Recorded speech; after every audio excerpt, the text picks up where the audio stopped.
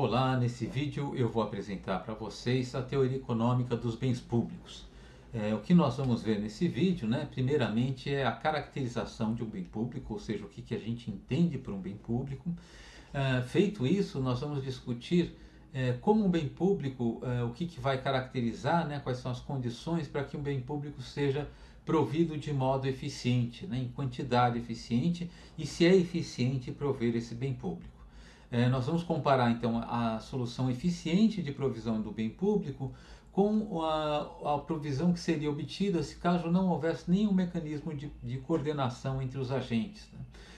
E nós vamos fazer isso em dois casos. Num caso em que o bem público ele é fornecido em uma quantidade binária, ou ele é fornecido ou não, então a gente pode chamar isso aqui um caso binário discreto, eu estou chamando simplesmente do caso discreto, tá? E num segundo caso em que a gente tem que escolher a quantidade a ser provida do bem público, tá? E eu vou supor que essa quantidade pode ser representada por um número real, tá? E a gente pode dizer que esse daqui é o caso contínuo, do nosso problema, tá? Nós vamos chegar à conclusão, que a provisão não coordenada do bem público é ineficiente e que, portanto, a gente precisa de algum mecanismo de coordenação, por exemplo, via governo ou via algum tipo de associação dos agentes. E para que esse mecanismo de coordenação tenha sucesso, é preciso que os agentes revelem algum tipo de informação. E nós temos uma dificuldade com essa revelação porque eles podem estrategicamente tentar revelar uma informação errada, Então nós vamos discutir aqui um mecanismo de revelação, que vai dar o incentivo correto para revelar a informação requerida, que é o chamado mecanismo de Groves-Clark. Então são esses os três tópicos desse vídeo, que vai ser relativamente curto. Então, sem maiores demoras, vamos para o primeiro ponto, que é nós queremos caracterizar um bem público. Bom, de uma maneira geral, eu vou usar aqui dois critérios que são usados para classificar bens, entre muitos critérios possíveis, mas esses dois critérios vão ser de interesse para a gente aqui. Um bem pode ser classificado pela rivalidade no seu consumo. Se for o caso que o consumo de um bem por parte de um agente reduz a disponibilidade desse bem para outros agentes, nesse caso vamos dizer que o consumo desse bem é rival. Se não for esse o caso, se eu tiver um bem que consumido por parte de um agente ele fica igualmente disponível para outros agentes, eu vou dizer que esse consumo é não rival. Bens com consumo rival clássicos, são os bens tipicamente negociados em mercados. Por exemplo, um prato de comida. Se eu vou em um restaurante e como um prato de comida, esse prato de comida ele deixa de ficar disponível para outras pessoas. Então ele é um bem que é exaurível, a gente pode pensar assim. Existem bens cujo consumo não é rival, eles não são exauríveis. Por exemplo, conhecimento. Se a gente entender que, em um sentido amplo da definição de bem, o conhecimento é um bem, mas se eu usar uma peça de conhecimento, essa peça de conhecimento não fica menos disponível para outras pessoas. Se eu usar o teorema de Pitágoras, por exemplo, o uso desse teorema não o torna menos disponível para outras pessoas. E, portanto, eu posso ter bens de consumo não rival. Esse vídeo vai ser postado na internet. Se uma pessoa assistir esse vídeo, ele não vai ficar menos disponível para outras pessoas, então esse vídeo também vai ser um bem de consumo não rival, pelo menos o conteúdo desse vídeo. Eu posso ter rivalidade no uso de banda, porque eu posso ter congestionamento das redes da internet, mas no uso desse vídeo realmente não há rivalidade alguma. Um outro critério que a gente vai usar, o primeiro critério então que a gente vai usar para classificar os bens é o critério de rivalidade. O consumo de um bem ele torna ele menos disponível para outros agentes, e o outro critério que a gente vai usar é o critério de custo de exclusão. A pergunta que a gente pode fazer: quão custoso é fazer com que pessoas que por algum critério não têm direito a acesso a um bem efetivamente não tenham acesso a esse bem. O custo de exclusão pode ser baixo, por exemplo, no caso do restaurante, o prato de comida é relativamente fácil e factível, né, garantir que só vai comer aquele prato de comida quem, né, o garçom deliberou que tem direito a comer aquele prato de comida, ou seja, quem fez o pedido e possivelmente vai pagar por esse pedido, né? Mas em outros casos o custo de exclusão pode ser mais complicado, né? Por exemplo, a gente tem o serviço de TV por assinatura, né? As TVs por assinatura, elas tentam fazer com que só tenha acesso, né, ao serviço aquelas pessoas que pagaram por esse serviço. Mas sempre existe um grupo de hackers que conseguem, né, quebrar o sinal da TV por assinatura e fazer com que tenha acesso a esse serviço pessoas que não pagaram por ele, né? Enfim, então eu posso ter bens com baixo custo de exclusão e com alto custo de exclusão. E eu posso ter bens com baixa rivalidade e com alto custo de rivalidade, com alta rivalidade, perdão, né, no consumo, tá? Usualmente eu tenho graus intermediários, né, tanto em rivalidade quanto custo de exclusão. Eu posso ter bens com alta rivalidade no consumo, baixa rivalidade no consumo ou rivalidade intermediária, e a mesma coisa vale para custo de exclusão. Ele pode ser mais alto ou mais baixo, tá? Então, nós vamos classificar os bens de acordo com o grau de rivalidade e o custo de exclusão, mas tenha em mente que essa classificação ela não é uma classificação tão,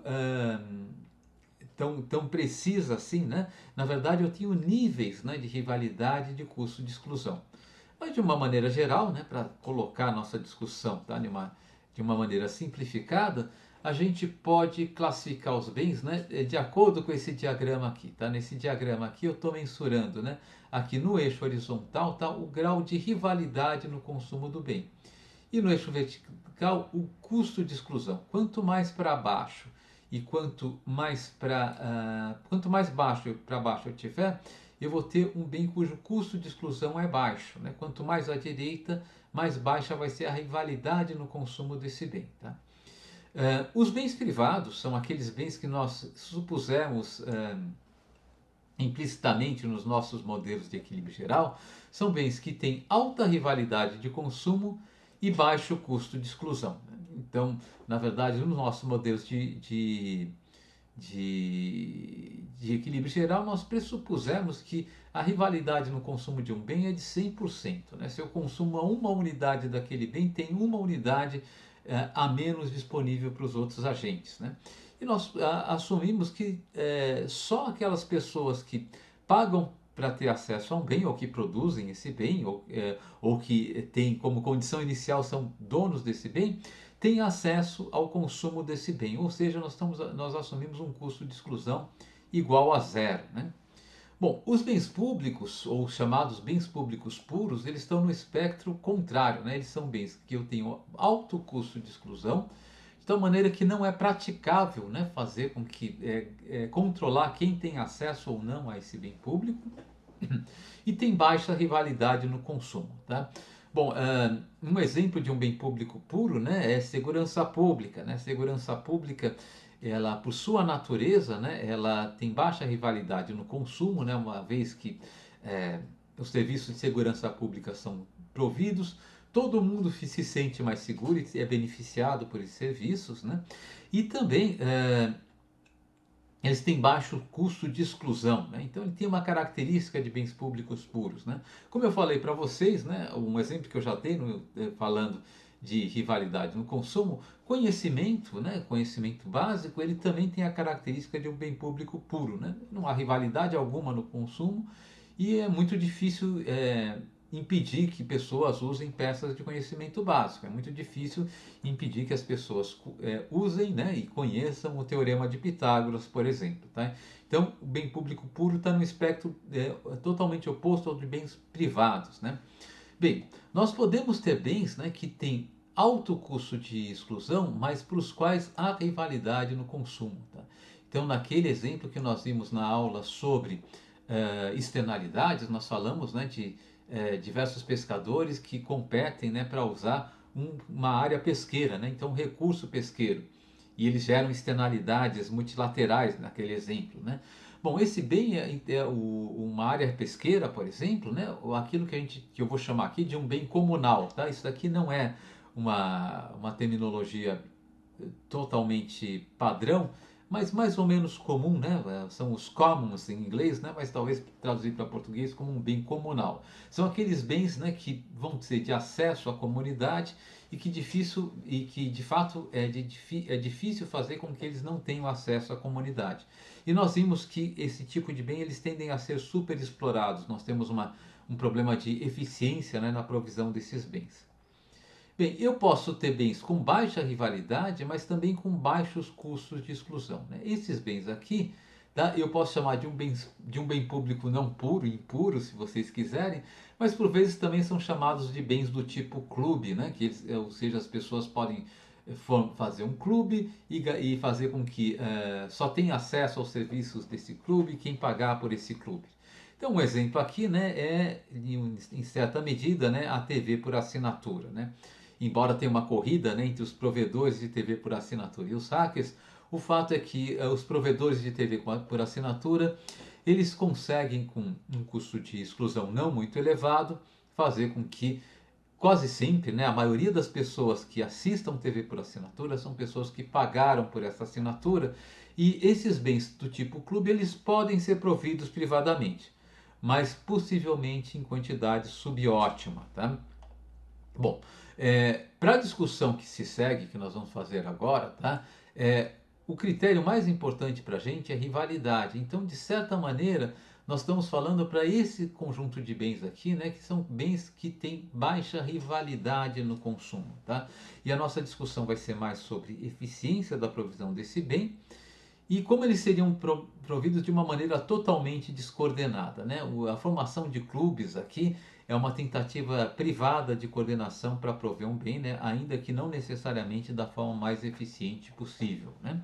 Então, nós vamos começar agora a discutir, né? É, definido então que eu vou entender por um bem público, tá? Então, na nossa discussão que se segue, o bem público é um bem com consumo de baixa rivalidade. Embora, né, na literatura é comum também falar que bem público é apenas um bem de baixa rivalidade no consumo e alto custo de exclusão, tá? Para a discussão que se segue aqui, a parte relevante é a baixa rivalidade do consumo. E o que eu quero discutir, né, é como esse bem, qual a quantidade que deve ser provida eficientemente, né, de um bem público, de um bem de baixa rivalidade no consumo, e se essa provisão, a essa quantidade, pode ser obtida quando eu não tenho coordenação espontânea entre os agentes, tá? Quando só eu tenho um mecanismo de mercado puro, né, em que os agentes tomam decisões de um ponto de vista totalmente individual, tá? Então eu não tenho alguma associação, eu não tenho governo, eu não tenho alguém que tome decisões em nome dos agentes, tá? Então vamos fazer essa discussão agora, tá? Então eu vou começar, como eu falei para vocês, né, no caso de um bem público discreto, tá? Na verdade ele vai ser um bem discreto e binário, né? Eu vou assumir aqui que ele só pode ser ou provido ou não provido, tá? Se ele for provido, ele vai ser usufruído por todas as pessoas, tá? Não há rivalidade no consumo desse bem provido, tá? Então, por exemplo, pode ser criação de novo conhecimento, né? Depois dele criado, não tem rivalidade e eu vou supor que vai haver livre acesso a esse bem público, tá? Então, vou supor que sempre que ele for provido, todas as pessoas vão poder usufruir desse bem público, tá? Então, vou considerar uma economia com N agentes, tá? E esses agentes eles podem consumir um bem privado, tá? Em quantidade inicial W aqui, né? Igual que uma quantidade total inicial que é W, que eu vou supor que vai ser distribuída, né, entre cada um dos agentes nas quantidades W1 até Wn, tá? E eu vou assumir também e eu vou usar também a notação que a quantidade final a ser consumida pelo agente desse bem privado, tá, vai ser uma quantidade que eu vou notar por xi, tá? Então, xi aqui vai representar a quantidade consumida do bem privado por parte do agente I, tá? Que pode ser a dotação inicial dele do bem privado, WI, mas pode ser diferente, porque eventualmente pode ser que ele abra mão de uma parte do bem privado para adquirir um bem público ou para contribuir para a aquisição de um bem público, tá? Então eu vou assumir que existe um bem público, tá? e a disponibilidade dele vai ser representada por uma variável G, perdão, né? Essa variável G aqui, que pode assumir o valor zero, caso o bem público não seja provido, tá? Então, caso os agentes privados consumam cada um deles, né, as quantidades WI, suas quantidades iniciais do bem privado, tá? Ou o valor 1, caso o bem público seja provido, tá? Para a provisão do bem público, opa, errei aqui enfim, ou o valor 1, caso o bem público seja provido, tá? Para que esse bem público seja provido, é preciso incorrer em um custo C, tá? Um custo C, um valor aqui real maior do que zero, tá? É, e os agentes têm preferências, né? Que são representadas por uma função de utilidade. Cada agente I, né? Uma função de utilidade com a forma UI de XI e G, né? Notem que o G aqui não tem o subscrito I, porque isso daqui é a quantidade do bem público, ela é a mesma para todo mundo. Se o bem público for provido, o G vai ser igual a 1 e vai ser 1 para todo mundo. Se ele não for provido, vai ser igual a 0 e vai ser 0 para todo mundo, né? Essa é a característica que caracteriza esse bem como um bem público, né? Eu vou assumir que a utilidade marginal de G é maior que zero, embora eu não tenha colocado isso aqui explicitamente, tá? Então, vamos determinar, né, sob que condições esse bem vai ser provido de uma maneira eficiente, tá? Então, a provisão eficiente de um bem público, né, ela vai, para definir essa provisão eficiente, primeiro a gente pode definir um conceito que eu vou chamar de preço de reserva, né? Usualmente a gente chama preço de reserva aquele preço de limite que um agente está disposto a pagar para realizar qualquer transação. No caso aqui, eu vou chamar de RI o preço de reserva de um agente privado, tá? Em relação ao bem público, né? Isso aí é o máximo que ele está disposto a pagar para ter o bem público, tá? Quando a opção for não ter o bem público, tá? Então, para cada agente I, tá? O preço de reserva vai ser aquele preço que faz com que a utilidade dele, né? Quando ele paga, tá, esse preço de reserva RI para prover o bem público, tá, e obtém o bem público, né, então essa utilidade vai ser uma utilidade na qual ele vai consumir uma quantidade do bem privado, que é a sua dotação inicial do bem privado, menos quanto ele pagou para obter o bem público, nesse caso, no caso RI, né, e sabendo que vai ter o bem público. Então, é a utilidade que ele vai ter caso ele pague seu preço de reserva, né, para obter o bem público e o bem público seja efetivamente provido, né? O preço de reserva é aquele preço que faz com que essa utilidade seja igual à utilidade que ele teria caso o bem público não fosse provido, ou seja, e ele não pagasse nada pelo bem público. Então, a utilidade quando ele consumisse toda a sua dotação inicial do bem privado, mas não e o bem público não fosse provido. No preço de reserva, né? Então essas duas utilidades são iguais, tá? Então o preço de reserva é o preço máximo que o agente está disposto a pagar para ter o bem público, né? Bom, o que vai acontecer? Quando vai ser eficiente prover o bem público? Vai ser eficiente prover o bem público quando a soma dos preços de reserva entre todos os agentes, né, for maior do que o custo de provisão do bem público. Porque nesse caso eu consigo ratear esse custo de provisão do bem público entre os agentes, fazendo com que todos paguem um valor menor do que o seu preço de reserva.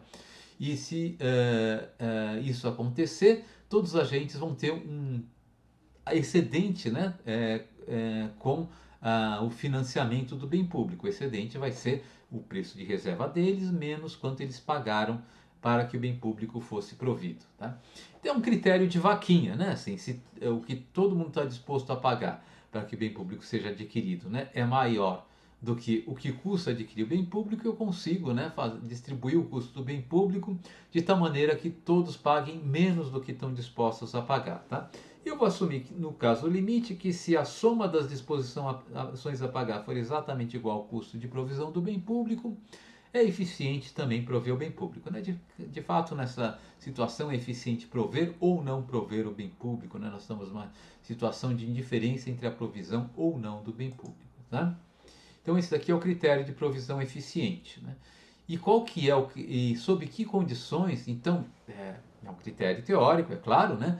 Um coordenador dessa economia, um planejador da economia que quisesse decidir se deve prover ou não bem público, né, e impor, né, uma divisão desse custo de provisão do bem público entre os agentes, ele teria que ter a informação, né, do preço de reserva de cada agente, né? Essa informação é informação privada, né? Cada agente sabe quanto está disposto a pagar pela provisão do bem público, mas o planejador central não sabe, né? Ele pode ter dificuldade em obter essa informação, como a gente vai discutir um pouquinho mais para frente. Bom, mas agora vamos ver, né, sob que condições esse mesmo bem público discreto vai ser provido, né, caso, caso não haja nenhum mecanismo de coordenação entre os agentes. Cada agente ele age de maneira totalmente individual, tá? E eles não formam clubes, não formam associações, né? Então, eles não têm um mecanismo de fazer a vaquinha para adquirir o bem público, né? Bom, nesse caso, tá? O bem público vai ser provido, né, quando eu tiver pelo menos um agente para o qual o preço de reserva para a provisão desse bem público for maior do que o custo de provisão desse bem público. Eu estava pensando aqui algum tipo de exemplo, mas enfim, talvez esse funcione, né? Imagine que tem uma comunidade, tá, uma comunidade local, tá, que assim, na beira da praia, por exemplo, né, que onde tem aqueles rios relativamente rasos, né, que as pessoas podem atravessar a pé. Mas por vezes é desconfortável, né, atravessar a pé um rio, porque você vai ter que se molhar, né, molhar os pés e assim por diante. Imagine que possa ser construída uma ponte, né, que as pessoas possam usar para atravessar esse rio, tá? Mas que se essa ponte for construída, tá? Vai ser muito difícil proibir que todos tenham acesso a essa ponte, todo dessa comunidade, né? Então, se os agentes dessa comunidade não se coordenarem para construir a ponte, fazendo uma vaquinha para construir a ponte, né? Ainda assim é possível que a ponte seja construída, né? Se uma pessoa achar que vale a pena arcar com o custo de construção dessa ponte, só olhando para o seu benefício individual. E depois de construir essa ponte, todo mundo vai usar essa ponte. Bom, para que isso aconteça, né, é preciso que uma pessoa apenas, né, um dos moradores dessa comunidade, tenha um preço de reserva para que a ponte seja construída maior do que o custo de produção dessa ponte, né? Isso pode acontecer? Pode acontecer, mas é muito mais difícil isso acontecer do que. Então, a condição para que o bem seja provido de uma maneira não coordenada é muito mais restritiva do que a condição para que o bem público seja provido, né, por um mecanismo eficiente, né, que eu não sei como implementar ainda, né, mas se ele for implementável, a ponte vai ser construída em muito mais situações do que ela seria construída sem coordenação, né? Então é possível, nesse caso, né, em que eu não tenho coordenação, é possível que no nosso exemplo a ponte não seja construída, embora fosse eficiente que ela fosse construída, né? Aí, o primeiro exemplo ilustrando, né, a necessidade de algum tipo de mecanismo de coordenação, muitas vezes os agentes falam é uma espécie de governo, né, ou algum tipo de associação das pessoas, onde elas vão criar algum tipo de mecanismo que, de certa maneira, induza, né, os agentes a contribuírem para a aquisição do bem público, no nosso exemplo aqui, para a aquisição da ponte. Tá? Muito bem, então eu acabei de falar do caso discreto ou binário de provisão de um bem público, ele vai ser provido ou não, e passei, né, as duas ideias essenciais aqui, né? A solução eficiente, né, ela é uma solução que nem ou as condições para que as condições sobre as quais a provisão do bem público é eficiente, tá? Elas são muito mais brandas do que as condições sobre as quais o bem público vai ser provido por um mecanismo sem coordenação entre os indivíduos, né? E isso sugere, né, que eu preciso de algum mecanismo de coordenação, né? Então, classicamente se aponta para o Estado, né? No exemplo de segurança pública, isso daqui parece óbvio, né? A segurança pública, para ser provida efetivamente, eu preciso de um ente estatal, né? De algo muito próximo do que a gente chama de Estado, que cobre impostos, né? Para pagar, entre outras coisas, serviços de segurança pública, tá?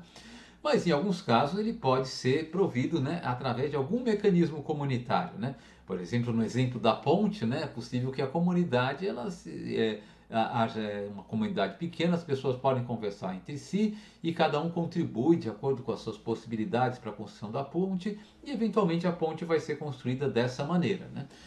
Se eu tiver, se o bem público, por exemplo, for um bem público de um prédio de apartamentos, né?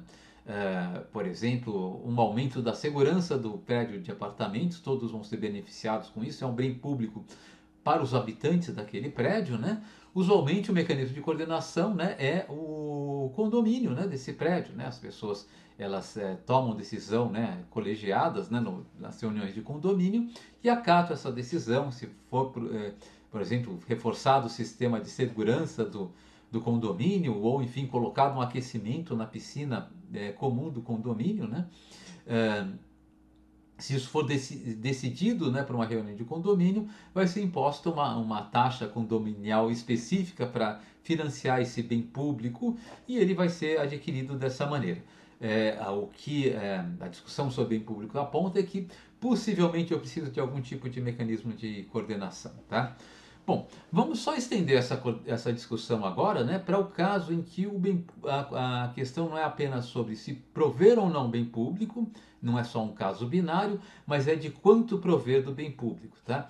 E basicamente, tá, as conclusões vão ser muito parecidas, mas a gente vai precisar ser um pouco mais técnico disso, nesse caso aqui, tá? Então vamos passar, né, para um outro modelo, tá? Novamente eu tenho N agentes, tá? Todos têm as dotações, né, WI de um bem privado, tá? E eles vão e nesse mundo, né, existe um bem público discreto, tá? Discreto não, perdão, aqui foi um erro do slide, deixa eu corrigir isso aqui, né? É um bem público, né? Ele não é discreto, né? Ele é um bem público que ele é representado por quantidades contínuas, né? E a quantidade oferecida desse bem público vai ser representada por uma variável g, que pode ser algo maior ou igual a zero, representando quanto tem desse bem público, né? O custo de provisão desse bem público, tá? Ele é uma função c de g, né? Essa função aqui, né? E nós vamos assumir que o custo marginal de provisão desse bem público é positivo, né? Portanto, C' de G, eu vou assumir que ele seja maior do que zero. Perdão, aqui eu estou com uma lentidão aqui na minha máquina, se continuar eu mudo, tá? Aqui o software, a C' de G maior que zero, né? E também vamos assumir, tá? C duas linhas de G maior do que zero, né? O custo marginal é não decrescente, tá? É maior ou igual a zero. Isso aqui só para garantir condições de segunda ordem quando a gente for matematizar isso aqui. Vai ser uma matemática relativamente simples, né? Mesmo porque eu não vou fazer passo a passo, tá? E os agentes eles têm preferências que são caracterizadas, né, por uma função de utilidade similar ao do nosso outro modelo com bem público binário, né? Vão ser uma função de utilidade, o I de xi é a quantidade que eles vão consumir do bem privado, né? E G é a quantidade disponível do bem público, mas o bem público vai ser disponível na mesma quantidade para todo mundo, né? Então vamos supor o bem público é da segurança pública no estado de São Paulo, né?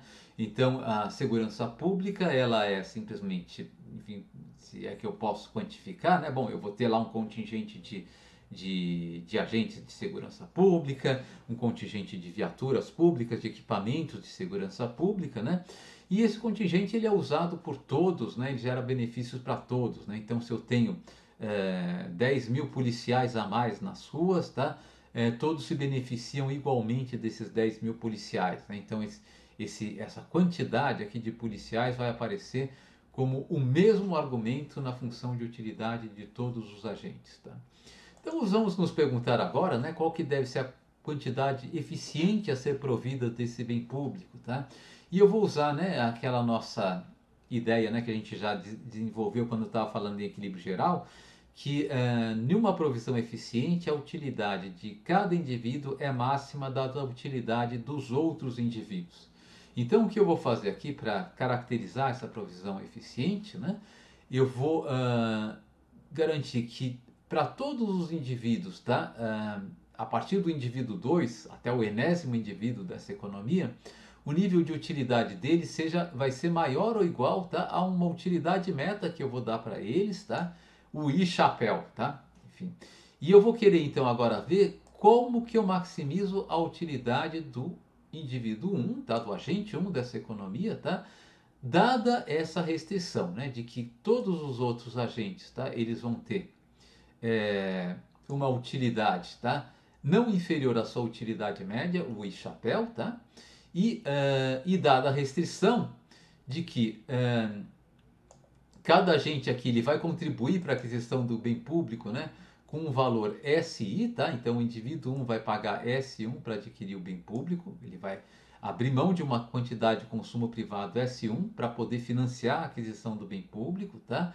E cada indivíduo nessa economia vai abrir mão dessa quantidade. Isso quer dizer que o que cada indivíduo vai consumir do bem privado vai ser a dotação inicial dele do bem privado menos quanto ele pagou, né, do bem privado para adquirir o bem público, tá? E a restrição que eu vou colocar, né, é que, tá, eu posso adquirir uma determinada quantidade do bem público desde que o custo de aquisição desse bem público seja não superior, né, à soma do que os agentes individuais contribuíram para adquirir esse bem público, tá? Eu estou medindo o custo de aquisição do bem público aqui, como vocês já devem ter percebido, né, em unidades do bem privado, tá? Então esse daqui é o meu problema. É um problema de otimização condicionada, eu posso montar um lagrangiano, né, associado a esse problema, tá? Então está aqui a minha função objetivo, é a utilidade do agente 1, né? Eu tenho, para cada agente I, né, eu tenho um multiplicador de Lagrange lambda I, que multiplica a restrição, né, de que a sua utilidade tem que ser maior ou igual a U chapéu I, né, tá certo? Como essa diferença aqui é maior do que zero, o lambda I está positivo aqui, né? E depois eu vou ter um multiplicador de Lagrange associado à restrição de que, né, as contribuições dos agentes têm que ser maior ou igual ao custo de provisão do bem público, né? Então eu vou ter aqui uma multiplicador de Lagrange μ que está multiplicando, né, a restrição de que isso aqui tem que ser maior ou igual a zero, né? Então eu vou fazer a derivada do nosso Lagrangiano em relação a cada uma das variáveis de controle, tá? E vou igualar, né, essas derivadas a zero, a gente vai ter as condições de eficiência de primeira ordem, tá? Então, passando rapidamente essas condições, sem me preocupar muito com a matemática envolvida, tá? Se eu derivar esse Lagrangiano em relação a G, né, a primeira variável de controle, quanto eu quero prover do bem público, eu vou ter que o multiplicador de Lagrange μ, que multiplica o custo marginal de provisão do bem público, tem que ser igual a isso aqui, tá? A somatória, tá, dos lambdas i que multiplicam as utilidades marginais dos bens públicos para cada agente i, tá? Eu estou somando de i igual a 1 até n, né? Mas se vocês lembrarem aqui no nosso Lagrangiano, né, eu não tinha lambda i multiplicando o 1, né? Então eu vou convencionar que lambda 1 é igual a 1, tá? Os outros lambdas i que são variáveis que eu vou ter que criar, né, no processo de otimização, tá? Agora se eu derivar o meu Lagrangiano em relação a outra variável a outras variáveis de controle relevantes que são os nossos SIs, né, eu vou ter a seguinte condição, né, que para cada indivíduo i, tá, o meu lambda i, tá, que multiplica a utilidade marginal do bem privado, tá, vai ser igual ao mi, né? Aqui eu coloquei mi, mas isso daqui é só mi, né? Não tem o mi é uma variável comum aqui, né? Deixa eu só cortar esse aqui porque ele não existe, tá? Quando eu for passar esse material para vocês, eu passo isso daqui corrigido, tá? Então o lambda i vai ser igual a mi dividido pela utilidade marginal do agente i, tá? Então vamos substituir esse resultado aqui, né? Esse resultado, vamos substituir no resultado de cima, tá? Então vamos combinar essas duas coisas. E se eu combinar essas duas coisas, o resultado vai ser que a condição de ótimo de primeira ordem vai requerer que é a derivada da minha função de custo de provisão do bem público em relação, né, à quantidade do bem público, ou seja, o custo marginal de provisão do bem público, vai ser igual ao somatório, tá? Para todos os agentes, né? Opa, selecionei errado aqui. Vai ser igual ao somatório para todos os agentes, né? Das razões entre a utilidade de cada agente, razão entre a utilidade marginal do bem público sobre a utilidade marginal do bem privado. Ou seja, igual ao somatório das taxas marginais de substituição, né, entre o bem público e o bem privado, aqui expressas, né, em unidades do bem privado por unidade do bem público. Tá? Essas taxas marginais de substituição do agente I aqui podem ser interpretadas como a disposição marginal a pagar pelo aumento na provisão do bem público. Né? Quantas unidades do bem privado eu estou disposto a abrir mão do consumo para ter uma unidade adicional do bem público, né? Se o bem público for medido em quantidades bem pequenas. Né? Então, isso daqui pode ser pensado como um preço marginal de reserva. Né?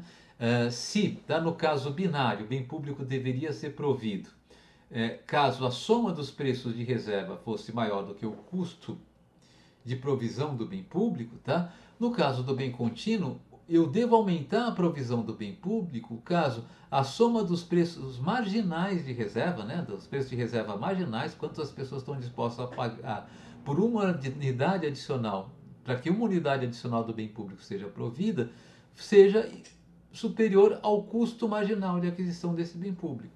Né? E o que faz sentido, né? Se todo mundo está disposto, se o que todo mundo está disposto a pagar para que haja uma unidade adicional do bem público, tá, é mais do que custa prover essa unidade adicional do bem público, vai haver ganho social se o bem público for provido, porque, em tese, eu posso distribuir o custo de provisão desse bem público, né, entre o conjunto dos agentes, tá, de modo a fazer com que esse aumento na provisão do bem público, né, traga um benefício para cada agente maior, né, do que o custo de imposto a cada agente, ou colocando de outra maneira, fazer com que cada agente pague por esse aumento de provisão do bem público menos do que ele estaria disposto a pagar. Né?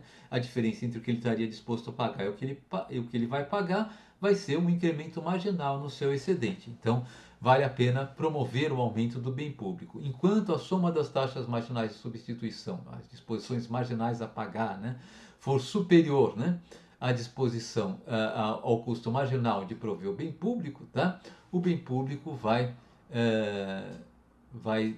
a pena aumentar a provisão do bem público do ponto de vista de eficiência e, portanto, essa provisão deve ser feita até o ponto em que, né, o custo marginal de provisão do bem público seja exatamente igual à soma das disposições marginais a pagar por esse bem público. Tá? Veja que isso daqui é diferente, né, do resultado que a gente tinha no bem privado. Né? No bem privado, tá, o que vai acontecer? Você pode pensar que esse custo marginal é um custo marginal relativo, né? O custo marginal expresso em unidades do bem privado. Né? E na provisão do bem privado, o que a gente tinha? A gente tinha igualdade entre custo marginal e preço. Né? O preço era igualado a quanto cada agente igualava o preço a quanto ele estava disposto a pagar para adquirir o produto. Então, o que a gente tinha, na verdade, no bem privado, era igualdade entre a disposição, cada agente igualada individualmente sua disposição marginal a pagar ao custo marginal de provisão do bem privado. No bem público, na provisão ótima, é a soma das disposições marginais a pagar que vai ser igualada ao custo marginal de provisão do bem público. Né? Então, a condição de eficiência na provisão do bem público é diferente da condição de eficiência na provisão dos bens, de um bem privado. Tá? Basicamente, eu preciso olhar para a soma das disposições marginais a pagar para ver se eu devo ou não, quanto eu devo prover do bem público. Né? Para saber quanto eu devo prover do bem privado para uma pessoa particular, porque o bem privado é provido para uma pessoa particular, e eu devo olhar apenas, né, para a disposição marginal a pagar daquele indivíduo particularmente. Tá? Muito bem. Agora, e se eu tiver, tá, um bem público e não houver nenhum mecanismo de coordenar, né, os agentes para que a solução eficiente seja atendida? Tá? Bom, nesse caso, tá, o bem público ele vai ser adquirido por alguns agentes, desde que, tá, no momento em que eu não tenho nada do bem público, a taxa marginal de substituição desse agente, né, a utilidade marginal do bem público sobre a utilidade marginal do bem privado, seja maior do que, né, o custo marginal de provisão do bem público. Então, se para algum agente, né, se no começo da história não tem bem público, só tem o bem privado, mas essa desigualdade vale para algum agente, esse agente vai começar a comprar o bem público, né? Ele compra o bem público, né, no máximo, né, até o ponto em que a taxa marginal de substituição dele fique igual, né, ao custo marginal de substituição do bem público. Ele nunca vai passar disso, tá?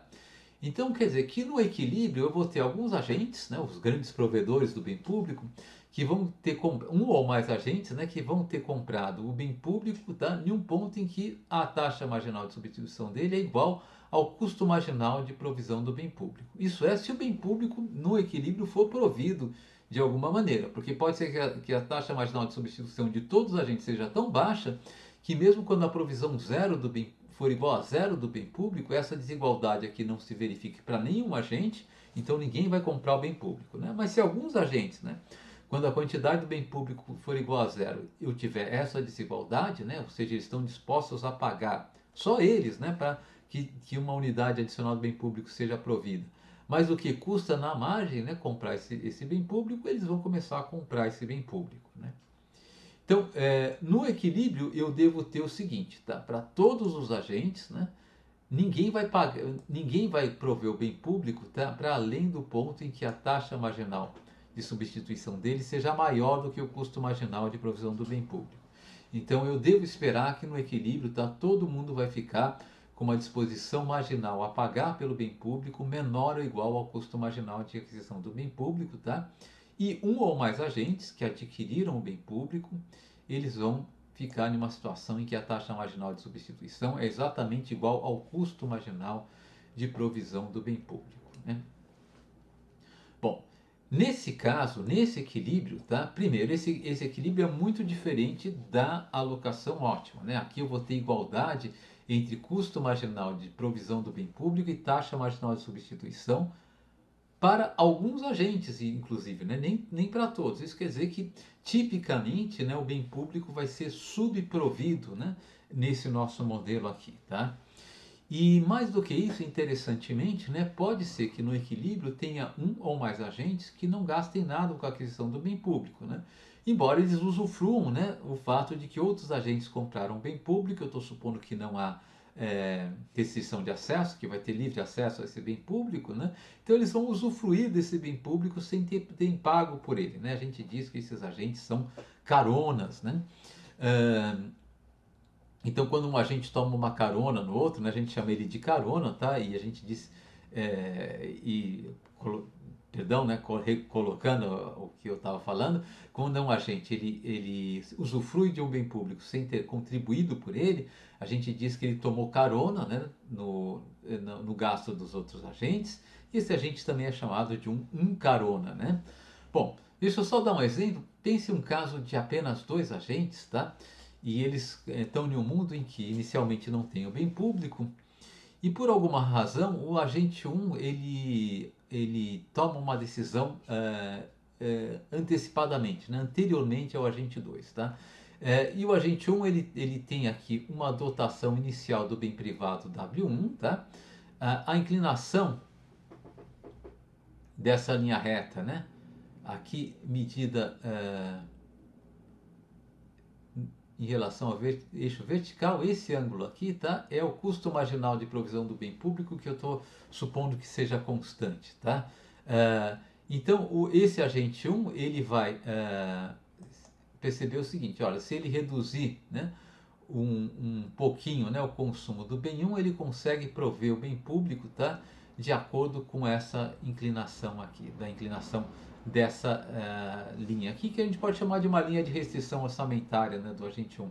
E vocês podem pensar que ele pode comprar o bem público, tá, em outra comunidade, tá, a um preço constante, se vocês quiserem pensar de uma maneira mais simples, né?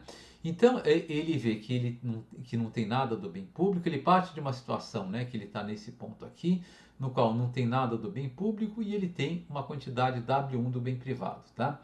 E ele sabe que ele pode, né, reduzir, aumentar a quantidade do bem público se ele abrir mão do consumo do bem privado de acordo com essa linha de restrição orçamentária. Bom, daí ele pega as suas curvas de indiferença, vê a curva de indiferença mais alta, que ainda tem ponto em comum com essa linha de restrição orçamentária, e atinge um equilíbrio nesse ponto aqui, né? Bom, quando o agente 1 atingiu o equilíbrio, a quantidade provida do bem público aqui é G chapéu, né? Agora vamos imaginar que o agente 2 esperou o agente 1 tomar essa decisão, tá? Por alguma razão o agente 1 tomou essa decisão na frente, e agora é a vez do agente 2, né, decidir o que ele vai fazer. Bom, primeiro, né, o agente 2 ele tinha aqui uma dotação inicial do bem privado W2, tá? Uma determinada dotação, mas como o agente 1 já escolheu, né, quanto que ele vai comprar do bem público, essa quantidade do bem público também está disponível para o agente 2, né? Então o bem público ele é a mesma quantidade para os dois agentes, né? Isso quer dizer que a dotação inicial do agente 2 é uma quantidade W2 do bem privado e uma quantidade G chapéu do bem público. Então vamos anotar, o agente 2 ele parte desse ponto aqui, tá? Se ele quiser, ele pode adquirir mais do bem público, né? De acordo com pagando o mesmo preço que o agente 1 pagaria. Então ele pode vir para reduzir ainda mais o consumo do bem privado dele e consumir mais do bem público, tá? Mas ele não consegue, né, vender o bem público que o agente 1 comprou, tá? Então a restrição orçamentária do agente 2 vai ter a cara dessa curvinha aqui, né, em vermelho, tá? Ele pode reduzir o consumo do bem privado dele, né, aumentando o consumo do bem público, né, a um preço, a uma taxa de aquisição do bem público, né, que eu estou assumindo constante, tá? Mas ele não pode aumentar o consumo do bem privado vendendo o bem público que o agente 1 comprou. Então ele vai ter que ou ficar nesse ponto, né, ou à esquerda e acima dele. É claro que ele pode abrir mão de consumir o bem público, mas que não tem interesse dele, né, então ele pode também ficar abaixo, né, dessa dotação inicial dele. Bom, agora o agente 2 ele vai desenhar o mapa de curvas de indiferença dele e ver qual que é a curva de indiferença mais alta que ainda tem ponto em comum com essa restrição orçamentária quebrada que a gente desenhou aqui. E pode acontecer de que o agente 2 percebe que a curva de indiferença mais alta que ainda tem ponto em comum com essa restrição orçamentária é essa curva em azul que apareceu aqui do lado direito, né? E que o ponto de contato entre essa curva de indiferença e a linha de restrição orçamentária quebrada dele é exatamente esse ponto aqui. O agente 2 ele vai continuar gastando todo, né, a sua dotação inicial do bem privado e não vai gastar nada com a aquisição adicional do bem público. O agente 2 aqui é um carona, ele está tomando uma carona no gasto do agente 1.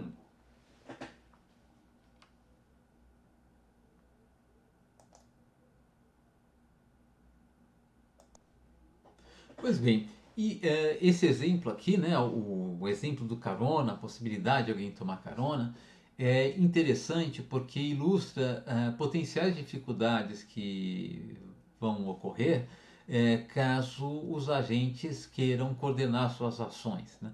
Por quê? Porque para cada agente, muitas vezes é vantajoso que os outros agentes invistam na aquisição do bem público e que ele invista muito pouco, né? Ou nada, né? Pode ser vantajoso tomar carona, né, na provisão do bem público, né? Mas se todos os agentes tentarem estrategicamente esperar, né, fazer o que o agente 2 fez, esperar para ver se os outros agentes vão prover o bem público, pode ocorrer do bem público sequer ser provido, né? Então, claramente, existe uma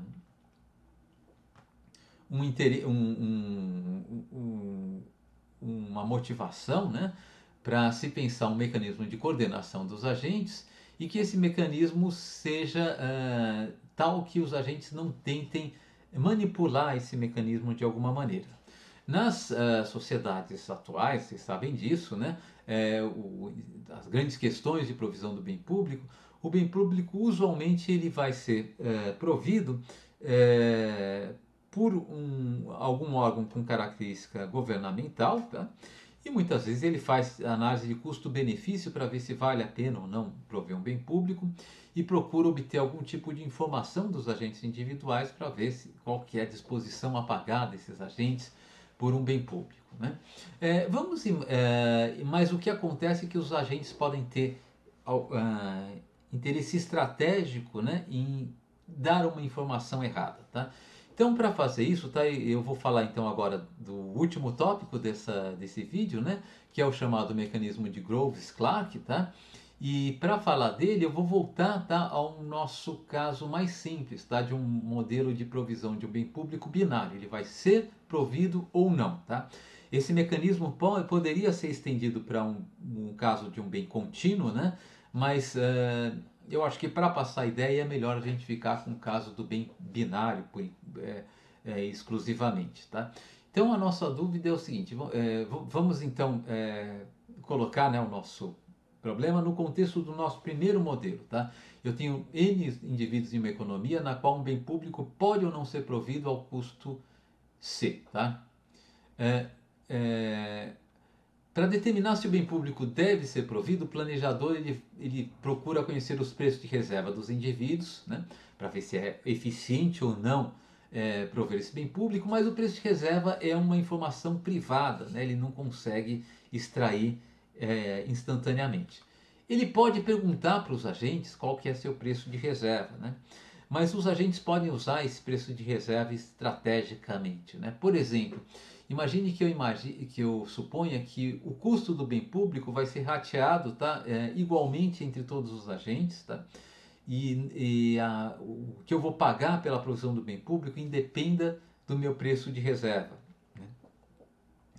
Né? Nesse caso, se eu desejo que o bem público seja provido, eu posso superestimar meu preço de reserva para indicar que a soma, para influenciar o fato, para tentar gerar um resultado no qual a soma dos preços de reserva seja maior do que o custo de provisão do bem público. Eu posso é, dizer um preço de reserva extremamente alto, né, só para influenciar, né, na provisão do bem público. Tá? Se for o contrário, né, eu falo, ó, o bem público vai ser provido, para mim ele não tem muita utilidade. E eu acho que o rateio do custo do bem público vai ser igual, então eu vou ter que pagar mais pelo bem público do que eu estaria disposto a pagar. Pode ser que eu subestime meu preço de reserva para tentar influenciar uma decisão na qual o bem público não seja provido.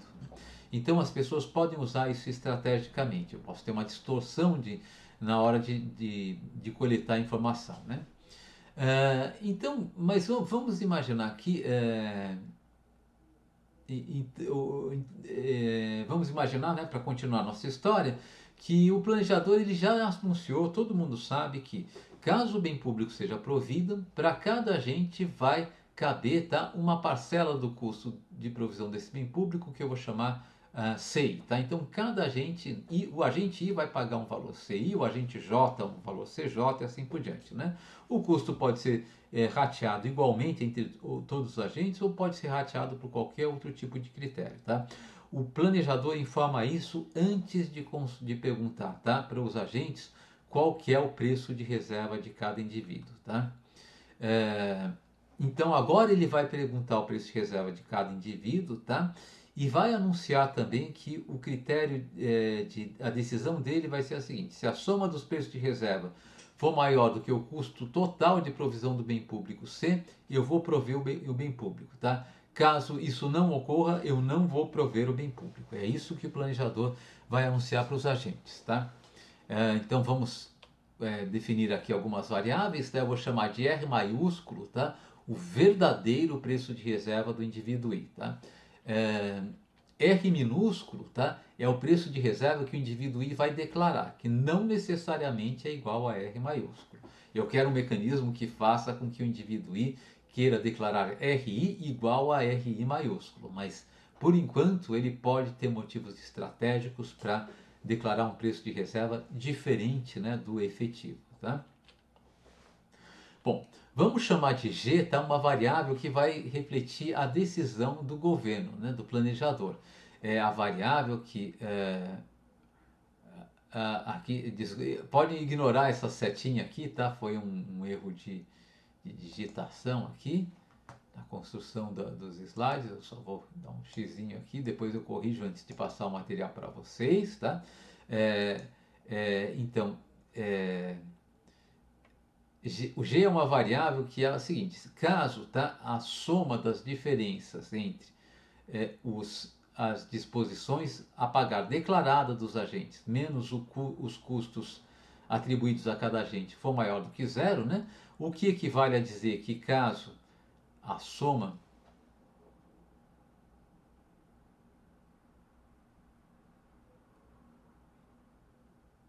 das disposições a pagar declaradas pelos agentes, né, seja maior do que o custo de provisão do bem público, tá, o governo vai tomar a decisão de prover esse bem público. Ou seja, ele vai tomar essa decisão supondo como ele tomaria se você estivesse dizendo a verdade, né, sobre o seu preço de reserva. Tá? Lembrando, esse RI minúsculo é um preço de reserva declarado, não necessariamente igual ao verdadeiro preço de reserva, que é o RI maiúsculo. Né? Mas o governo fala o seguinte: olha, a minha decisão é essa. Se todo mundo declarar, tá, preço de reserva tais que a soma dos preços de reservas, né, é maior do que o custo de provisão do preço de reserva, tá, eu vou tomar a decisão de prover esse bem. Tá?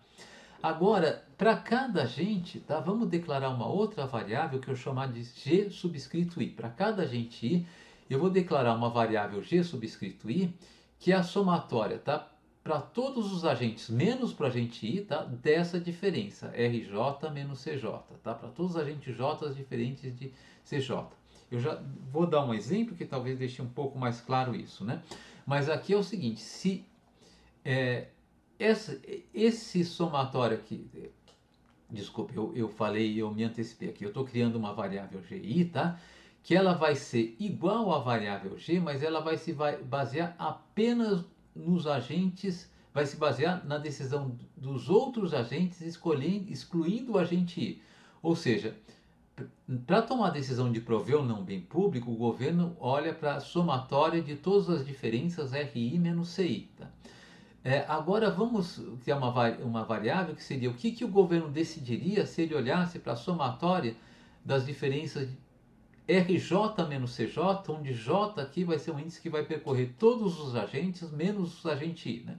Se o governo não olhasse para o que o agente I está pensando e olhasse para todos os outros agentes, né? Essa é a variável. Tá? Essa variável aqui é uma variável hipotética que eu vou chamar de GI. Né? A escolha do governo se ele ignorasse, tá, o excedente declarado do agente I. Tá?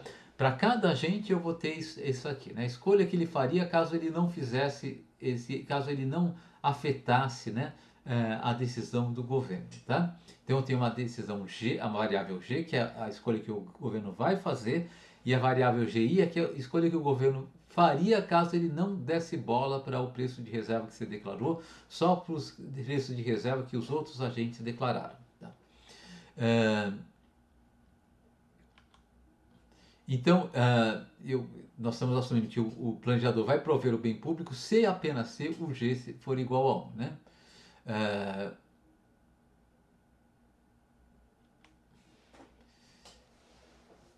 Agora, caso, tá, o GI seja diferente de G, né? Ou seja, caso a decisão do governo, tá, levando em consideração que ele leva em consideração efetivamente, né, o preço de reserva declarado pelo agente I, tá, ela fosse diferente da decisão que o governo levaria em consideração caso ele não levasse em consideração o agente I, tá, e a gente vai dizer que o agente I é pivotal. Né? Isso quer dizer o seguinte: olhando todos os outros agentes, digamos, por exemplo, o governo quer prover o bem público.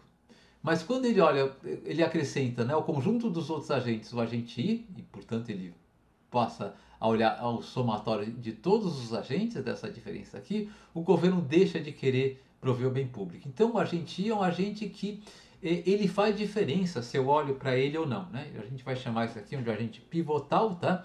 Vem do inglês, do francês pivot, né, que significa fazer o giro, e eu não consigo uma tradução melhor para o português, então vou usar o pivotal mesmo, o termo pivotal, né, que parece um anglicismo. Né? Então, o mecanismo de Groves-Clark, tá, consiste em impor, tá, um tipo de punição para o agente ser pivotal, tá? E essa punição ela é desenhada para fazer com que um agente só ele vai declarar ele ele vai declarar o seu preço de reserva, ele vai ter incentivo a declarar o verdadeiro preço de reserva, tá? Porque a punição que vai ser imposta para ele, nesse caso, se ele for um agente pivotal, tá? Ainda assim vai ser baixo o suficiente para valer a pena ele ser o agente pivotal. Tá? Eu vou tentar deixar isso mais claro, né? Primeiro, é, descrevendo, né, claramente o que é esse mecanismo de Grove-Clark, né, e essa taxa, né, que a gente chama de taxa de Groves-Clark, tá? Então a taxa, tá? Deixa eu primeiro só enunciar essa taxa, tá? Essa taxa aqui é dada pelo seguinte, né? Todo agente vai ter que pagar essa taxa, né, depois de feito o levantamento dos preços de reserva declarados, tá? Então a taxa é a diferença entre a decisão que o governo olharia caso ele não olhasse para você, o GI, e a decisão que ele toma, né, dado que ele olha também para você, tá? Então, se você não é um agente pivotal, GI e G vão ser a mesma coisa, né?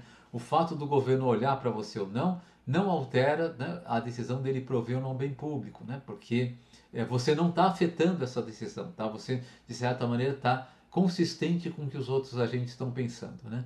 Então, se essa diferença aqui for igual a zero, você não vai pagar taxa nenhuma, né? O interessante é quando essa diferença não for igual a zero. Suponha que é, GI fosse igual a zero, ou seja, o governo não proveria o bem público se ele não tivesse levado em consideração a sua declaração de preço de reserva em relação ao seu custo, né, a sua participação no custo de provisão do bem público, tá? E que quando você coloca a declaração, tá, o G passa a ser igual a 1. Então, GI menos G vai ser menos 1, tá? Isso daqui vai multiplicar o somatório dos excedentes que seriam gerados para os outros agentes, né, o preço de reserva menos o custo imposto aos outros agentes, tá, caso o bem público seja provido. Né? Então esses excedentes vão ser negativos, né, porque se o GI era igual a zero, a somatória desses excedentes aqui vai ser negativo, né, que estava fazendo que o governo, se eu olhasse para os outros agentes, ele não proveria o bem público. Né? Então isso aqui é um negativo, é um negativo da perda de excedente dos outros agentes quando o bem público vai ser provido. Né? Então, como o primeiro tema aqui, GI menos G, era negativo, né? Esse negativo multiplicado por esse negativo está dizendo o seguinte: se eu sou um agente pivotal, tá? E por minha conta, tá? O bem público vai ser provido, ele não seria provido se eu não existisse, tá? O que vai acontecer? Se eu não fosse levado em consideração, mais propriamente aqui, o que vai acontecer aqui é que eu vou ter que pagar uma taxa que corresponde a perda de excedente dos outros agentes, considerados conjuntamente, né, decorrente da provisão do bem público. Tá? Então eu vou pagar a externalidade que eu estou impondo aos outros agentes por mudar a decisão, né, do governo. Né? Olhando só os outros agentes, o governo não ia prover o bem público, agora ele vai prover. Eu vou pagar essa perda de excedente, tá? Que é dado, né, de fato, que eu vou pagar é o negativo desse tema aqui, né? Okay? Porque esse tema aqui vai ser negativo, então eu tenho que negativar para eu pagar, né, uma taxa positiva. Tá? Agora, pode acontecer o contrário, né? Pode ser que eu seja um agente pivotal ao contrário. Né? Pode ser que, sem levar em consideração, né, o excedente que eu declarei para o planejador, tá? O GI fosse igual a 1. O planejador iria prover o bem público. Né? Ele deixou de prover o bem público só porque ele também considerou a minha declaração. Né? Então eu estou mudando, tá? Eu sou pivotal porque eu estou mudando a decisão, né, do planejador de prover o bem público para não prover o bem público. Né? Então GI é igual a 1 e G é igual a 0. Né? Então esse número aqui vai ser 1 positivo. E eu vou pagar esse 1 positivo multiplicado pela soma dos excedentes que seriam gerados, né, para os outros agentes caso o bem público fosse provido, que por hipótese é positivo, porque senão o GI não seria igual a 1. Tá? Então, nos dois casos, né, ao mudar a decisão do governo, o que eu tenho que pagar de taxa é o custo que eu estou impondo, né? O custo agregado que eu estou impondo aos outros agentes por eu ser esse agente pivotal, né? Por eu causar essa mudança, tá? Bom, é,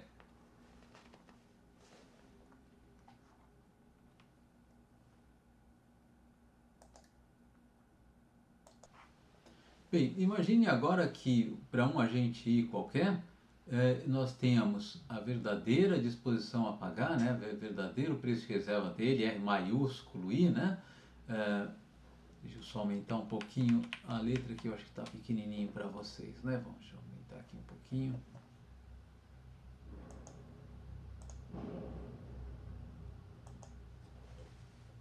Então imagine que para um agente I qualquer, né, nós tenhamos, tá, o R maiúsculo I maior do que o CI, né? Ou seja, o que ele está disposto a pagar, né, para que o bem público seja provido é maior do que o custo que vai ser imposto a ele na provisão do bem público. Esse agente, ele quer que o bem público seja provido, né? Então o risco é que ele talvez queira, né, declarar, tá, um R minúsculo I agora, né, maior do que o R maiúsculo I para aumentar a chance do bem público ser provido. Mas será que com esse mecanismo, né, do imposto de Groves-Clark vale a pena ele fazer isso, né?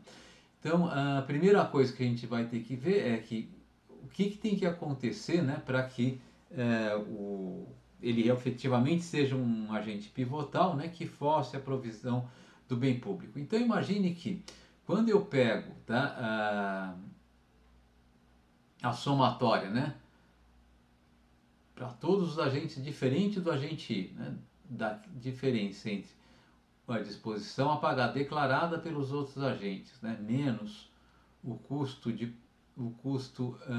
a parte do custo de provisão do bem público imposta para esses outros agentes, tá?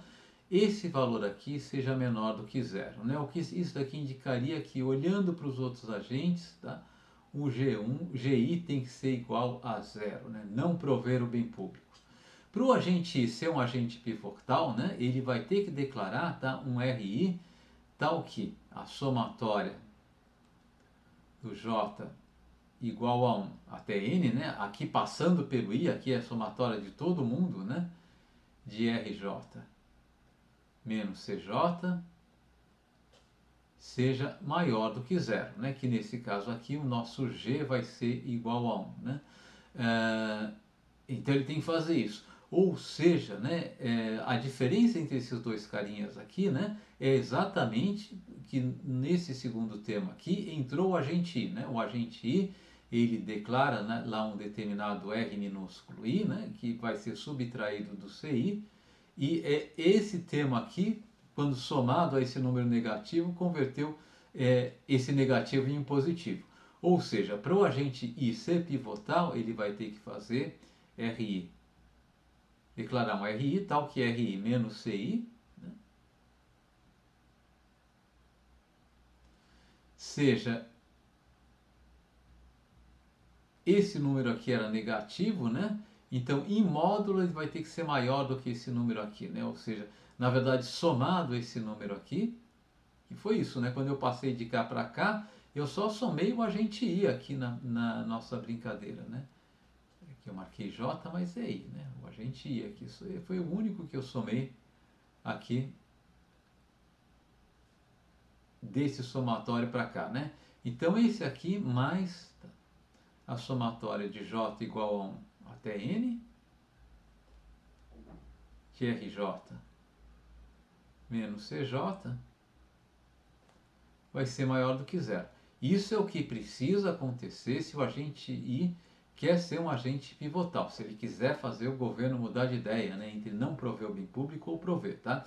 De fato, ele possivelmente ele não está muito certo, né, de que se esse somatório aqui é negativo, né, como a gente está supondo que é, então vou colocar aqui menor do que zero, né? Mas o que a gente o que ele se ele está querendo influenciar o governo a tomar a escolher o bem público, né? Quanto maior for o RI que ele colocar, mais provável é que o governo escolha esse bem público, tá? Mas o que está acontecendo aqui, né? O que está acontecendo aqui é que agora, quando ele aumenta o RI, ele pode realmente fazer esse papel de agente pivotal, mas o que vai acontecer é que, além de ele arcar, né, com o custo, a parte do custo que estava sendo imposta a ele, se ele for um agente pivotal, ele vai arcar com esse custo aqui, né? Veja que esse tema aqui é menor do que zero, né? Esse tema aqui é menor do que zero, né? O que significa que agora ele vai ficar vai ter que pagar alguma coisa além, né? Isso aqui de fato vai ser, isso aqui, esse tema aqui é exatamente menos o imposto de Groves-Clark, né? Isso significa que agora, se ele for um agente pivotal, o excedente dele vai ser o R dele, né? O verdadeiro excedente dele vai ser o R, a verdadeira disposição a pagar, menos o custo, a parte do custo bem público que cabe a ele, menos a taxa de Groves-Clark, né? Mas isso aqui vai ser igual ao RI, ao R maiúsculo I, menos CI, mas menos a taxa de Groves-Clark é exatamente, né, a perda de excedente que ele vai impor aos outros agentes caso, né, o bem público seja provido, dado que se olhasse só os outros agentes ele não deveria ser provido. Então isso aqui vai ser igual a mais a somatória de J igual a 1 até N de RJ menos CJ. Quando equivale, né, para o agente I, ele efetivamente ser um agente, quando é que vai ser interessante para a gente I ser um agente pivotal, né? Quando isso aqui, essas duas coisas aqui, elas têm que somar algo, né? O negativo tem que ser algo, vamos colocar, quando o custo, a gente pode colocar dessa maneira também, né? Deixa eu subir um pouquinho aqui o nosso...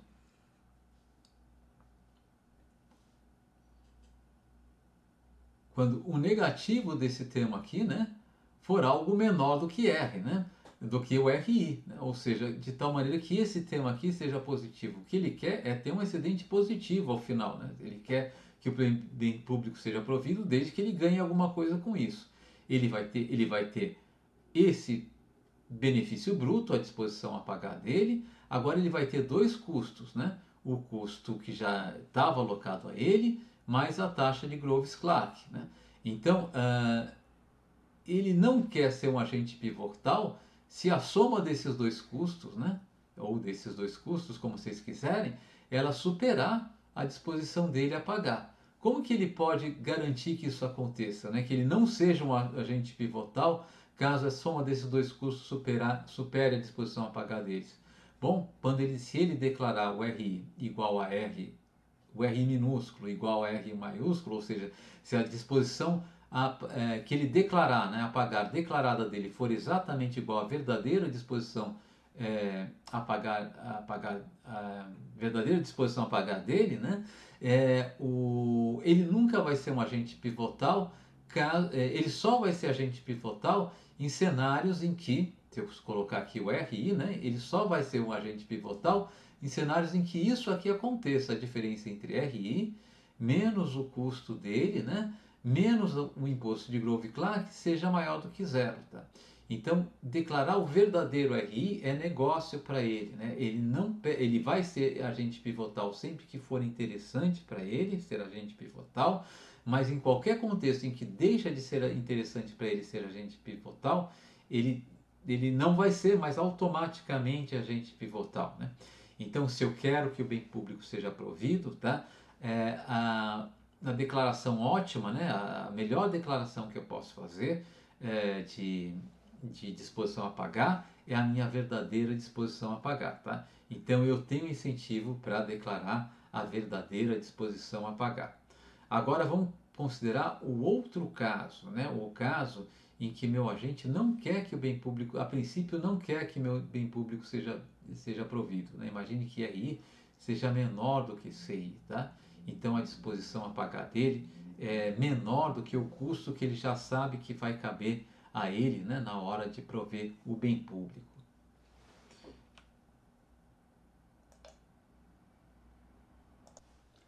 Bem, nesse caso, então, o agente não quer que o bem público seja provido, né, porque vai ter uma perda dele, ele vai ter um benefício, mas o custo não vai ser maior do que esse benefício.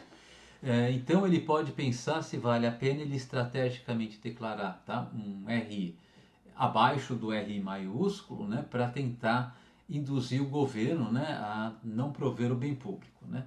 Essa estratégia vai ter alguma efetividade se ele for um agente pivotal, né. Quando ele vai ser um agente pivotal, né? Quando? Primeiro, se eu pegar a somatória dos excedentes declarados dos outros agentes, né? Dos agentes J diferentes de RI minúsculo menos CI, isso daqui é maior do que zero, né? É uma hipótese que eu tenho que fazer para ele ser um agente pivotal. E a somatória, né, de todos os agentes, né, inclusive ele, né, tem que ser maior do que zero. Né? A somatória de J igual a 1 até N, todo mundo, né, RI menos CI, menor do que zero. Então, nesse caso, quando eu levei todos o agente em consideração, o governo muda de provedor do bem público aqui em cima, né, para não provedor do bem público aqui embaixo. Né? Bom, essa somatória aqui pode ser decomposta. Eu tiro o agente I aqui dessa somatória e somo a parte, né? Eu posso ficar aqui com, aqui é J e aqui é J, né? Eu tirando o agente I dessa somatória, eu fico com RI menos CI, mais a somatória de J diferente de I, né? De RJ menos CJ,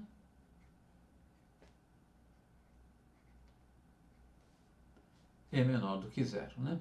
Então, nesse caso, o agente I vai ser um agente pivotal, né? Mudando a decisão de prover o bem público para uma decisão de não prover o bem público. Né? O que o agente I ganha com isso? Né? Ele tem um custo evitado, né? Ou seja,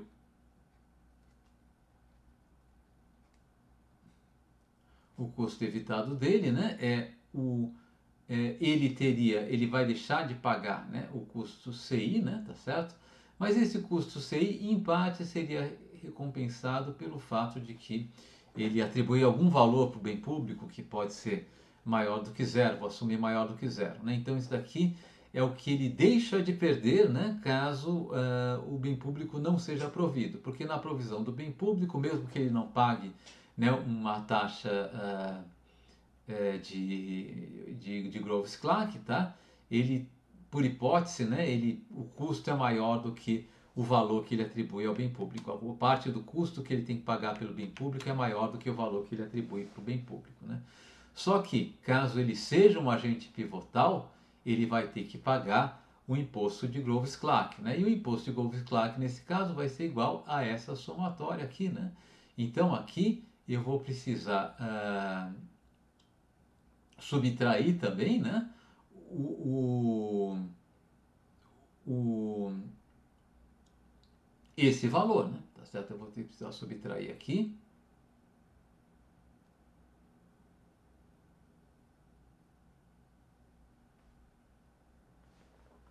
esse valor,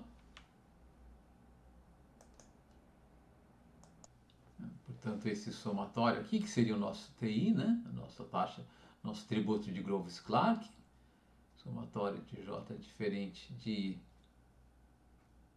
RJ menos CJ, que é o tributo, né, de acordo com a nossa definição do tributo de Groves-Clark, tá? E eu gostaria que isso daqui fosse maior do que zero, né? Mas para que isso seja maior do que zero, é necessário que esse valor que eu estou subtraindo aqui, né, efetivamente, ele seja inferior ao CI menos RI, né? Então, eu posso rearranjar essa equação aqui, né? para que esse valor aqui seja inferior a CI menos RI, eu tenho que ter que... E a gente pode multiplicar... Então a minha condição, né? Eu quero que tudo isso aqui seja maior do que zero, né? A condição para que eu tenha algum ganho sendo agente pivotal, tá? Deixa eu só multiplicar tudo isso por menos 1, a gente fica com RI, R maiúsculo I, menos CI, mais o somatório de J diferente de RJ menos CJ, tem que ser menor do que zero, tá? Então, compare essa expressão com essa expressão aqui, né? A expressão de cima é a condição que me faz ser um agente pivotal, né? E ela depende da minha escolha de R minúsculo I, né? A condição de baixo é a condição para que, sendo eu um agente pivotal, tá? Eu não saia perdendo por isso, né? Eu não seja um perdedor por ser um agente pivotal, né? Só vale a pena ser um agente pivotal se essa condição de baixo for atendida, né? E eu posso ser um agente pivotal e eu vou ser um agente pivotal se a condição de cima for atendida, né? Como que eu faço que a condição que me torna um agente pivotal garanta que a condição que eu não perca sendo agente pivotal seja atendido, né? Simplesmente eu posso fazer, eu escolho, né, o meu RI declarado, tá? Então, se eu fizer R minúsculo I igual a R maiúsculo I, tá? Essa condição de cima é igual à condição de baixo, ou seja, sempre que eu for um agente pivotal, eu vou ter um ganho em ser um agente pivotal. Eu vou pagar um imposto de Groves-Clark, mas esse imposto se justifica. Eu estaria pior, né, nesse caso, né, que eu quero que o bem público não seja provido, eu estaria pior se eu deixasse que o bem público fosse provido, tá? Então, essa discussão simplesmente diz o seguinte: quando eu introduzo, né, esse tributo de Groves-Clark, tá? Sempre vale a pena declarar, tá, a minha verdadeira disposição a pagar. Eu não tenho ganho em não declarar a minha verdadeira disposição a pagar, que era a informação que o planejador queria, né? Então, se o planejador faz um esquema de fornecer o bem público, né, como o que a gente sugeriu aqui, ele consegue que as pessoas declarem sua verdadeira disposição a pagar e consegue então decidir se ele vai prover ou não bem público baseado no critério efetivo de eficiência, né? Deixa eu só dar um exemplo antes de terminar esse vídeo, né? Dar um exemplo numérico, né? Do mecanismo de Groves-Clark em operação, tá? Embora, vocês sabem, né? Trate-se de um mecanismo teórico, né? A implementação prática dele não é muito simples, tá? Então aqui eu tenho, tá, um exemplo em que eu tenho 5 agentes, tá? O agente 1 a 5, deixa eu ampliar um pouquinho essa aqui é uma planilha de cálculo, né? Vou ampliar ela um pouquinho, tá? Eu tenho aqui 5 agentes, né? Os agentes 1 a 5, tá? Nessa coluna aqui, o custo total de provisão do bem público é 100, tá? Que está dividido, tá, em R$ 20 para cada agente, tá? Aqui eu tenho a verdadeira disposição a pagar de cada agente. A gente já viu que eles devem declarar sua verdadeira disposição a pagar. Aqui eu tenho uma variável SI, que na verdade eu defini o SI como sendo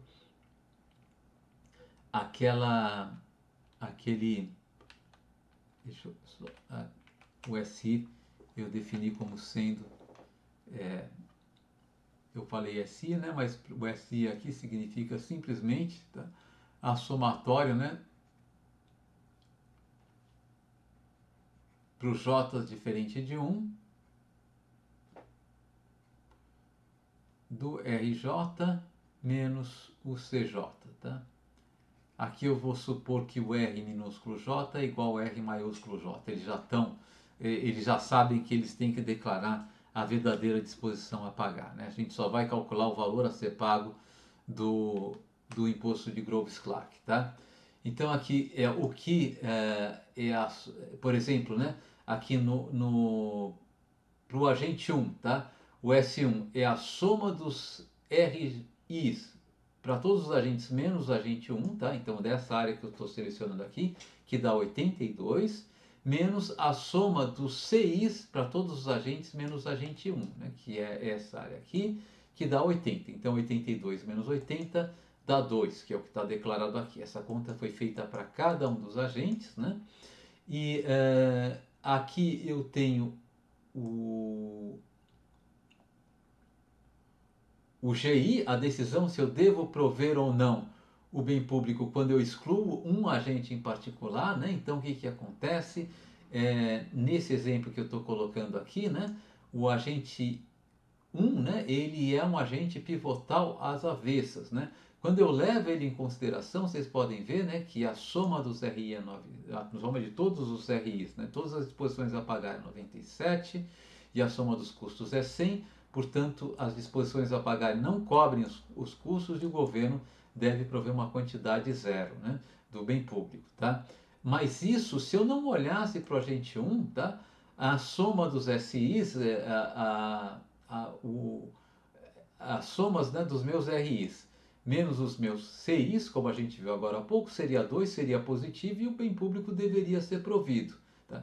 É só porque o agente 1 entrou aqui na parada que o bem público não vai ser provido. Né? Então, o GI, a decisão de prover o bem público, se eu desconsiderasse o agente 1, seria prover o bem público. Né? E a verdadeira decisão é não prover, então o agente 1 é um agente pivotal. Né? O cálculo do imposto de Grove-Clark está aqui, né? Deixa eu abrir até a fórmula, olha, é o GI menos o G vezes o SI, que era aquela nossa definição do tributo de Clark aqui, né? No nosso, é, no nosso, na nossa apresentação, tá? É, e basicamente o que, que vai ser aqui? Vai ser 1 menos 0, que é 0, vezes o 2. Esse agente aqui vai pagar um tributo adicional de R$ 2, né? Porque o bem público não vai ser provido porque ele entrou na parada. Se ele não tivesse sido considerado, né, o bem público seria provido. Os outros agentes não são agentes pivotais, né? Porque quando eu olho a somatória dos RI menos CI, né, o que eu estou chamando de SI aqui, para cada um dos outros agentes, ela tem o mesmo sinal, né, negativo, elas têm um sinal negativo que é consistente com a escolha de não prover o bem público, que já é a escolha provida no caso em que eu considero ou não esses agentes. Tá? Então, os outros agentes não são agentes pivotais, eles não pagam o tributo de Groves-Clark. Tá? Deixa eu pegar um outro exemplo agora, em que, então, nesse caso aqui é um caso de um exemplo em que eu tenho um agente, né, que ele é um agente pivotal, que ele transforma a decisão de prover o bem público em uma decisão de não prover o bem público, né? Porque o RI dele é muito baixo, ele não vai prover o bem público, né? Se o RI dele, por exemplo, fosse 19, tá? O bem público já seria provido, né? Tá ok? Mas, enfim, tá aqui, né? Ele seria provido porque a somatória aqui seria 101. Mas não é isso que eu quero fazer, eu quero mudar agora para outro exemplo, tá? Um exemplo em que agora eu vou ter... deixa eu pegar um...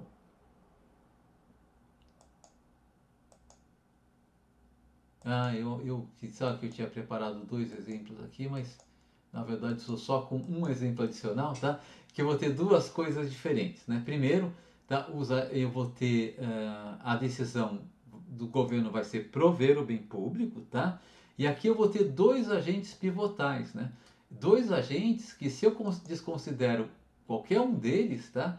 A decisão seria de não prover o bem público, né? Que são os agentes 2 e o agente 3, tá? Vocês podem ver que o SI para o agente 2 e para o agente 3 são SIs negativos, ou seja, se eu desconsidero o agente 2 e somo, né, aqui as disposições a pagar dos outros agentes, né, menos, e subtrai os custos dos outros agentes, né, então soma as disposições a pagar dos outros agentes, a soma das disposições a pagar dos outros agentes é 76.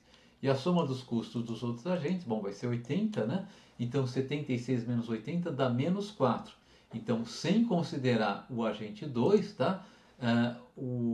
Aquela soma de disposições a pagar menos custos seria negativa, o que implicaria que o governo tomaria a decisão de não prover o bem público. O agente 2 é um agente pivotal, tá? E o que ele vai pagar, né, é um módulo dessa soma aqui, ele vai pagar 4 de tributo de Groves-Clark, tá? E a mesma coisa acontece com o agente 1, né? Não nos mesmos números, mas se eu considerar a soma das disposições a pagar sem considerar o agente 3, né, ela é 78, né? E a soma dos custos sem considerar o agente 3 é igual a 80, 78 menos 80 menos 2. Então, se eu não considerasse, né, a declaração do agente 3, o governo não proveria o bem público, ele vai prover o bem público, significa que o agente 3 também é um agente pivotal e ele também vai pagar um tributo de Groves-Clark de 2. Né? Então, aqui está o mecanismo de Groves-Clark em operação. Muito bem, então para a aula de hoje era isso que eu queria apresentar, né, para o vídeo de hoje, tá? Eu fico devendo ainda, eu acho que vale a pena falar bem público, fazer um exercício numérico, fazer um exemplo, para deixar mais sólido um pouquinho os conceitos que foram apresentados, mas por hora a gente pode parar por aqui, tá? Então é isso, muito obrigado pela atenção, e semana que vem a gente retoma, né, as aulas presenciais, tá? Até lá, gente. Tchau, tchau.